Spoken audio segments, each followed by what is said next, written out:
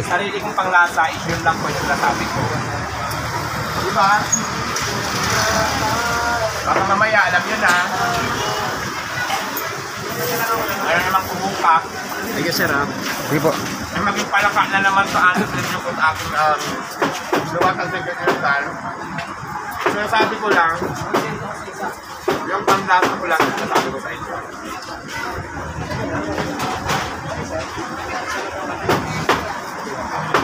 Ano kinain mo? Sige inasal? Oo. Mag-review ka. Anong panglasa mo? Anong panglasa? Masarap. Nakain mo na yung manok ko, yung sige inasal diwata, at natikman mo na rin si diwata. Anong masasabi mo? Ay, para mo yung lasa. Sino masarap? Ako o yung manok? Aray ko naman, yung manok pa din palang masarap. Hindi pala ako masarap. Joke lang. Sino pa nag-order ng inasal? Ako. Hindi pa ako kumakain. Pabigyan niya ng mic, i-review natin. Ito siya na.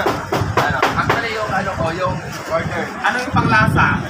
Manok din yung order mo para sa yung totoo. Lasa yung totoo at saka yung hindi totoo. Yung totoo muna.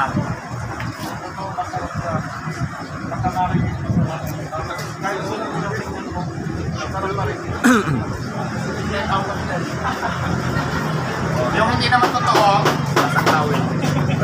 Totoo yung nagsasabi lasang tawid. Kanino na kaya yung tawid?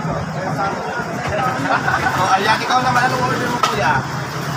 Ay, order, wala na. Anong lasa ng sabaw?